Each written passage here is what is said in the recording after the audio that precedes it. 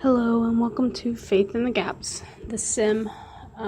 Sorry the air conditioner is blowing really loud, but it's super hot here, so yeah, welcome to having faith, and eventually I'll get through the summer, because it's really freaking hot.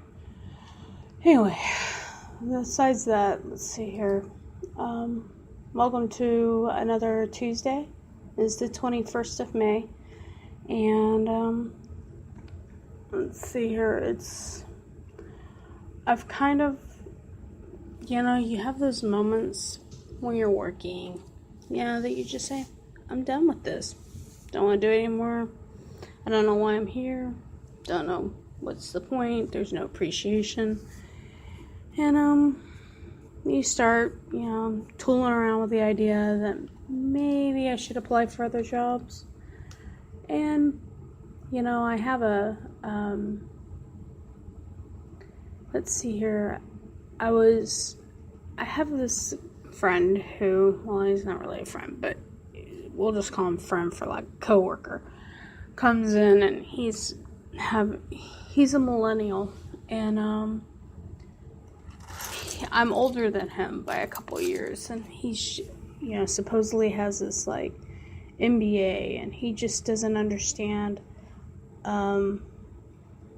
why his supervisor, who has over 20 years doing what he does, and his direct manager has another 20 years. So between the two of them, they have 40 plus years experience doing what he does. Doesn't understand why they took this one project away from him. And, granted, there's been a lack of performance, and cockiness doesn't help either, but a refusal to get help and giving his work to everybody else. And it's interesting to see. And my coworker, his idea is, I'm just going to go in and remove myself from here. And I said, you could do that. I said, however, remember to pray on that, because you have a family now and a house. It's not just you can pick up a job and find something within a matter of days. It takes weeks to months. And he was like, oh, okay. And so I was like, well, yeah, just remember that you have to, because if you don't, you can end up hurting yourself instead of just going through the trial.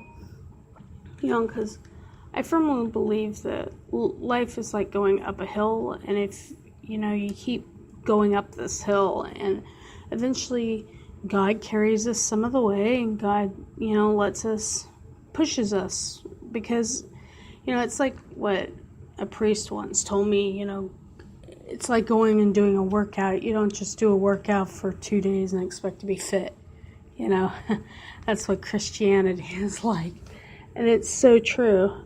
And so anyway, my coworker, I told him, you need to really pray about this, and I know it's hard, and I said, but if you fess up and own up to whatever you've done, you need to do that.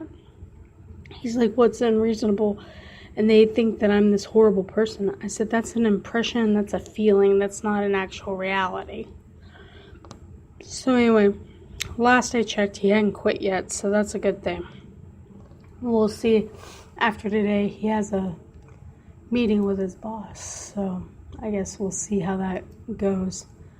But anyway, that makes me think. So, I've been, like me, it's time to move. You get these, it's not because it's hard or things are going bad here. It's just, it's time for me to move on. I've applied for a couple positions here, and I've been told, no, you can't leave your current position. And when asked why, it's like, well, because you have no one here. Well, that's not my problem. there's only one of me, and they're having difficulties finding someone to, back me up, for lack of a better term. So, and the jobs that I've applied for and interviewed for here pay quite a bit more than what I'm making currently. So I decided to throw my hat into a ring for a couple jobs. And, my friend who's going through divorce and some other some other criminal issues is had some really good interviews and has two interviews this week, and they want him to come in and evaluate the environment and stuff like that, which is phenomenal, and they're going to pay him almost what he was making at his previous job, which I find to be really exciting for him. And so I can't deny him that. That's really exciting, and so I decided, maybe I'm just going to throw him in and see what happens. And one of the jobs I had an interview for yesterday, which ended up being really good. It's a preliminary interview, Sit around, you talk to them. Hey, this is what I'm doing. Hey, this is where I'm going. That kind of thing. And I'm hoping that the manager will at least let me in. It's with my former company that I used to work for, and they it's a level 9, which was what I was at prior to the trials of my life. And it's pretty exciting, it's doing what I want to do and doing all that. So I'm totally stoked. So please pray for me if you're listening to this. I'd really appreciate that. But so anyway, we're just kind of, and it's closer to the house, and it's just kind of nice. It's nice because I'm already vested with the company, so it's not like I'm losing anything in the ways of retirement. So I'm really kind of happy about that. Sorry about that. I haven't, been active, like hi-ho, actively looking like a lot of people are. I've just kind of been casually seeing what's out there, and I think it's okay to do that. And, people say, well, if you're happy in your job, you really shouldn't go interview. It gives a bad impression to your managers. And I disagree with that. I mean, even if I wasn't planning on leaving where I'm currently at, it's always important to go and look and practice, because you should always practice your interviewing skills. You never know when you're going to need them.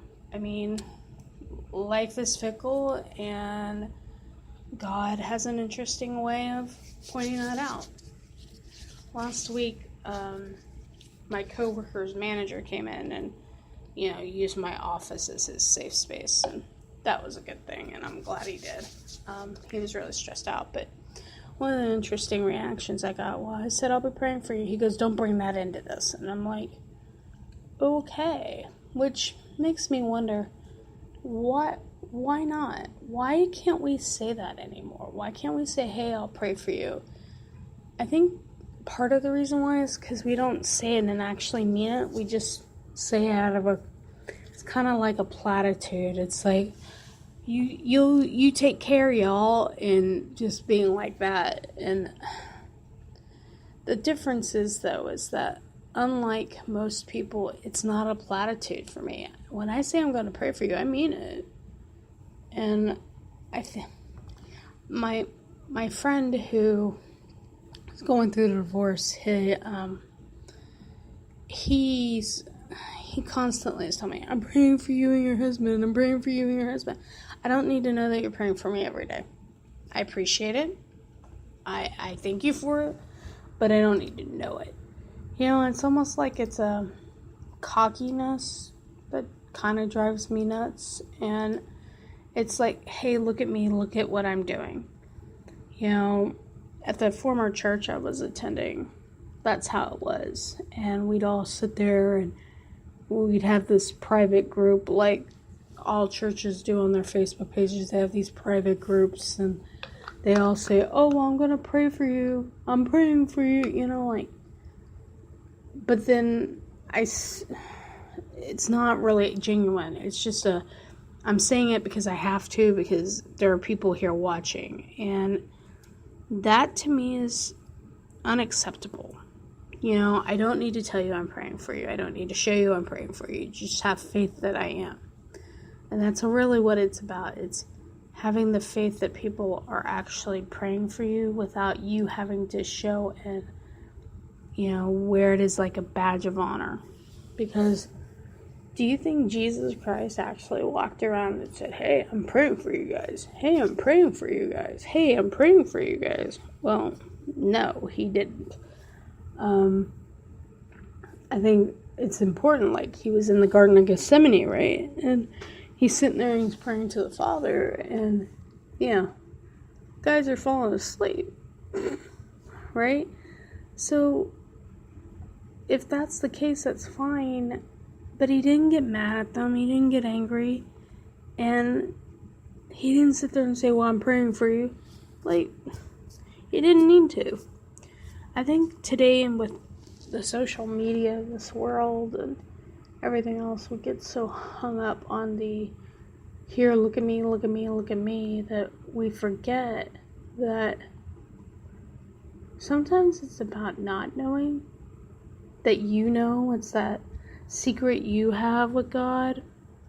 And I think that's why that's so important, and like, I'll kind of give you my morning routine. So I get up, take a shower, say morning to my husband, get dressed, give water to the dogs, start their fans up in the living room, make sure they go to the bathroom.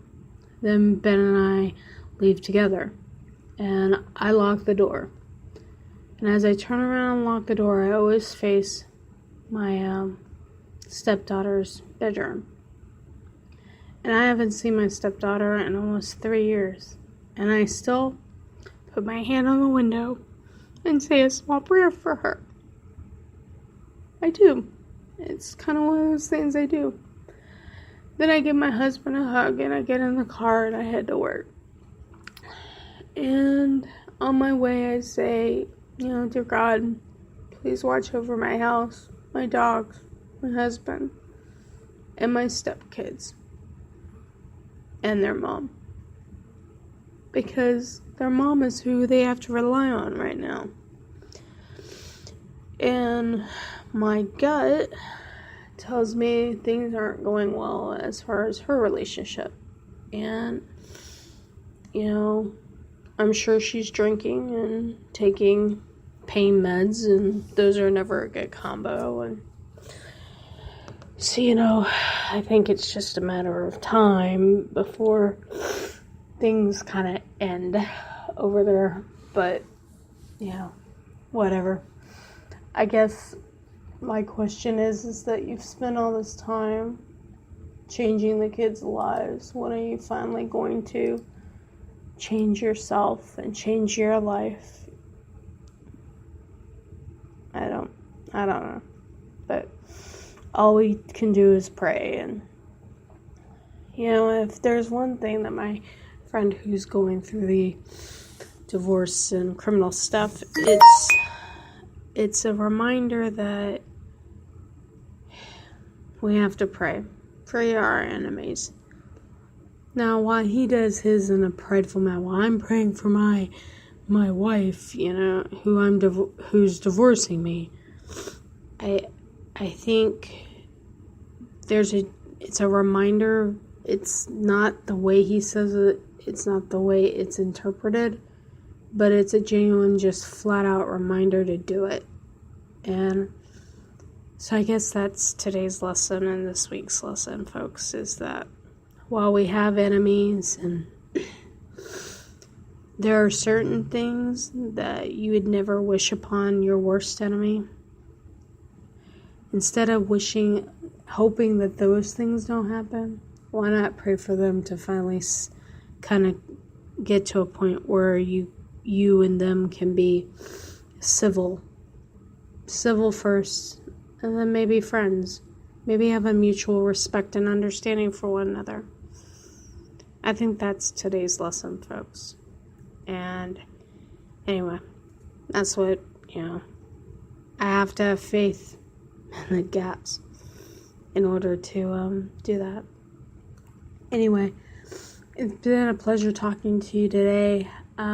If you have show ideas or want me to cover a different topic, please email me at faithinthegaps@gmail.com, and I'll go ahead and respond to those. I also answer prayer requests, so you feel free to either go to the website listed below or to the just email me.